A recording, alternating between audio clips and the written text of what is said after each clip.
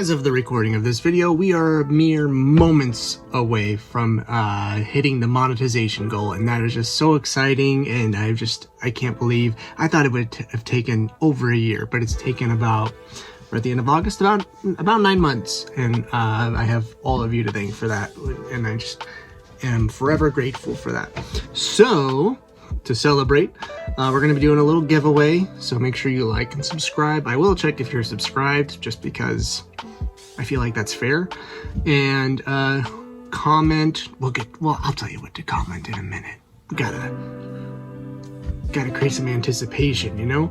We're gonna do a giveaway. We're gonna do some questions that I've just gotten over the past 9 months, and a couple people on Discord. I said, hey, I'm making this video, what are some questions? And people submitted some, so let's get to it. Let's just dive right in. First question: how much time do you spend listing each day, and what is your listed items goal per day? So specifically eBay, and these questions will cover the gamut of YouTube and eBay and Bricklink and all that stuff.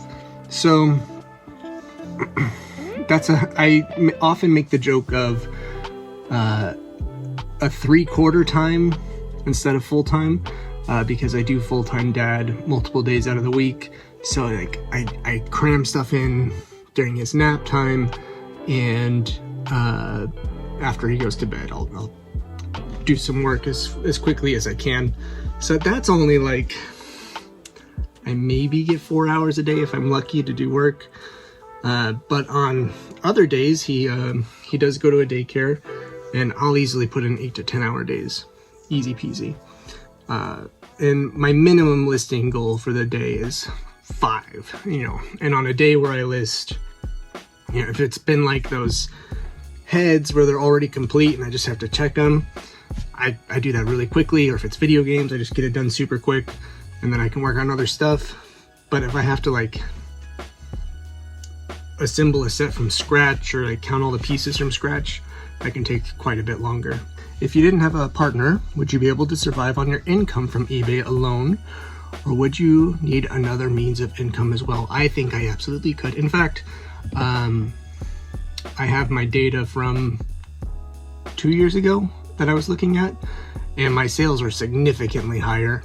But we've introduced a child into the mix, and so I often say that, like, I wish I had discovered doing all this much sooner when I was single, had a roommate, no kids. Like, all I had to do was feed myself, because I would have been so much further along than I am now. But woulda, coulda, shoulda, right? I think I absolutely could, and I probably would have been able to niche down much sooner. But yeah, I mean, I wouldn't need a 3-bedroom apartment, right, with 2 bathrooms. So I would be like, a storage unit and rent I paid for my room would be like my overhead. I've sold a lot on eBay, but believe it or not, fixing to sell my first video game. Congratulations. How do you ship? Simple bubble mailer. I actually did this in a video for you after I saw the question. It should come out, I think it came out yesterday actually, so you should be seeing that soon. But yeah, just a bubble mailer. If it's a disc thing, I like to put, I'll do a stack of these, or the back of the labels inside. You can also put a little bit of bubble wrap or paper inside, and that's just to stop the disc from getting knocked loose while shipping. It's just a kind thing to do. I don't know if it's actually effective, but it makes me feel better. Could you show us how you upload stuff on eBay, and how you answer at people that message you, and how to package stuff right? Because that is new for me. Well, congratulations for getting started. That's amazing. Love your vids and love to see more. Thank you so much. I would have to think, I know I replied to you in the comments already, but I would need to find a way to put my own spin on it, because there already is so much like information out there, and maybe it's getting hard to find, and maybe it's time for somebody to come along to like reintroduce that topic into the YouTube lineup. So maybe it's time somebody made that video again, but I don't know. I'll think about it. Although again, in yesterday's video, I did take the time to like show how I packaged something.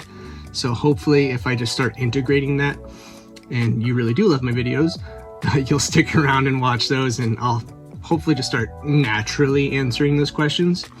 So we'll see. I might make something, but there's no immediate plans to. Hey, question, could you make a video maybe in the fall or midwinter talking about, other than Lego you've accumulated from garage sales, ways you find income in the cold months when there are no more yard sales? Yeah, so there's some strategies I implement. I do consignment sometimes for people. The shoes you've been seeing go out in videos lately, those are on consignment for somebody. You don't make as much, but it's free inventory and I didn't have to go out hunting for it, so time is a factor there as well. And just from doing that, I've learned quite a bit about shoes, so that's an option.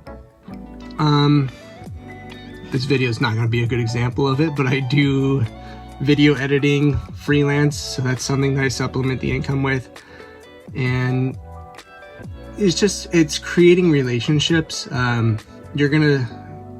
That big $600 buy, you're gonna see that guy again in an upcoming video because he messaged me and said he's got a bunch of stuff for me. So creating relationships where people know what you do and they reach out to you and say, hey, I found this, I've got this, do you want it?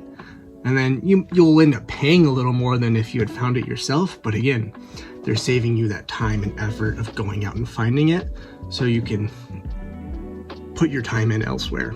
How about investing in almost retired Lego sets? I have a couple sets up there that I haven't parted out and I don't have listed. One being Boba Fett's throne room, because that's retiring this year, I believe. It's interesting. I think it's a good way for people to make money if they have space. You know, if we actually owned a house and we had a spare closet that I could just put stuff in, maybe I would consider it more. But the stage I'm at right now, I need faster money. If I worked another job and this was just like a side hobby, I might do that too, but I need the faster money right now. So I know, like, down the road something's gonna retire, it's gonna shoot up in value, and then I'm gonna be like, I had that 5 years ago, I had that, and I'm gonna kick myself. But I need the money right now. So do you know much about accounting? I notice you seem to do a lot of cash basis accounting. Have you thought about doing accrual accounting, especially for tracking cost of goods? That would be interesting to show items you paid for and what the same item actually sells for, even if it's months down the road. So, not an accountant, this is not advice, but I can tell you generally what I know. But if you need accounting advice, talk to your accountant. Cash basis is what I do. It's like cash in, cash out, write it down. The accrual method would be like, let's say I bought a stack of 10 video games. I would write down what I spent on each video game and what it sold for. And I don't really know the benefits of one or the other than when I'm buying stuff en masse like I do, it gets really hard to break down what something costs. Like when I buy a big old bin of Lego, right? Ooh, there's a pair of legs. How would I do the accrual method on that? Like, what value do I assign to each individual piece? You know what I mean? So just to make things easier, I just made it a cash basis and write it all down, hand it to our accountant during tax season, and she figures it all out. Is Lego Friends good for reselling or worth the time? Depends. If you have to spend a lot of time rebuilding it, it's probably not worth your time, to be honest. But if it's already mostly assembled, or if it's Lego Friends Elves has shot up in value for some reason.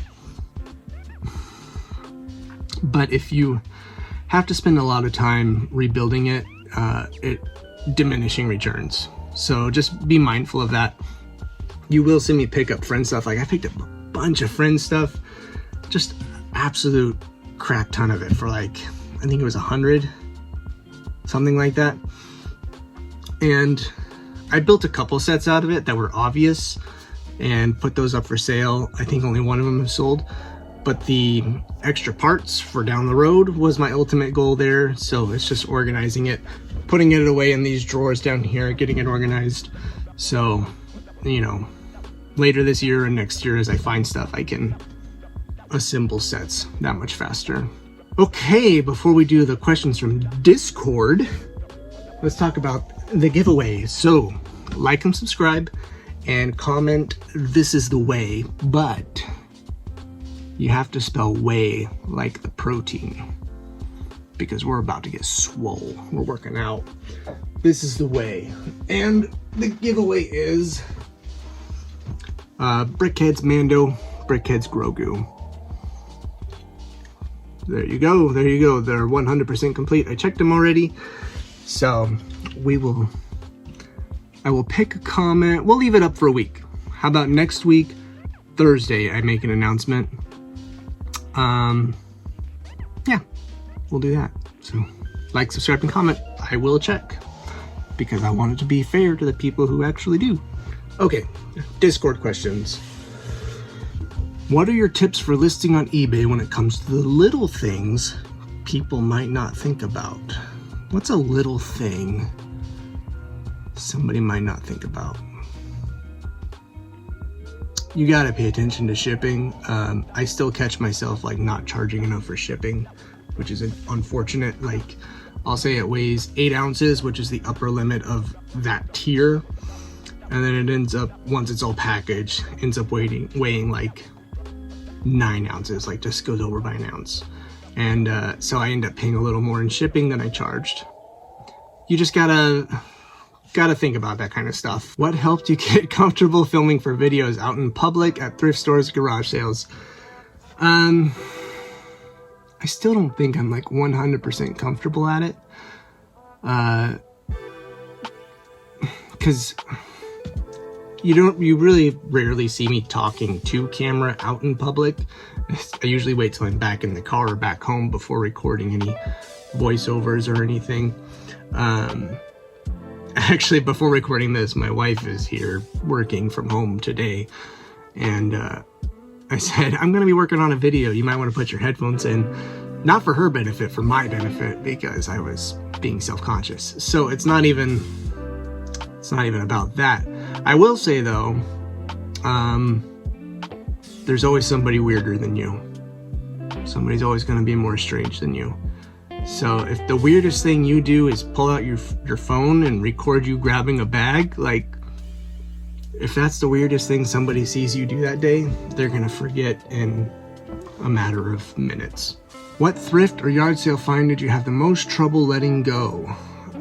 I.e., you wanted it for yourself, but knew you had to sell it. Oh, I see. I thought this was gonna be a question, which one I left in store, but this is, I wanted to keep it, but I had to make the money on it, so I ended up having to let it go. Very interesting. There's one I should let go that I haven't. I have the white Boba Fett. I should sell that one, but I haven't. I did find some sealed vintage clones. I'm trying to remember what the set number was. And I was just into that buy for too much money to hold on to it. And you know what? I collect clones back here. But I was just too much money into that buy to hold on to it. So letting it go is pretty hard, actually. What's your white whale Lego set? Either vintage or modern? I don't talk about the pirates a lot, but getting the pirate ship would be pretty awesome. I have a small collection right here of pirates and islanders. Getting that would be so cool. There was one actually on auction not too long ago. There was like 2 days left on it, and I was like, nobody's bid on this? What? And I put in a bid, and then everybody was just waiting till the last minute apparently, because bid within the last hour of it sitting there. And I was like, dang it. Okay, this was fun. This might be like a semi-regular thing that I do. If you guys just want to keep dropping questions on this video, maybe in a month I come back to this video, look at all the questions and do it all over again. I think it's worthwhile. And hop on the Discord link should be in the description below. You can ask questions there, and This is not to set me up as an expert at anything. I am far from it. There are people in the comment sections of YouTube and on the Discord that I ask questions of all the time, and they are much further along in their journey. They just don't make YouTube videos about it, and they are very generous with their information and helping people. So I highly recommend jumping on that Discord server. And yeah, thank you everybody. Like, comment, subscribe. This is the way.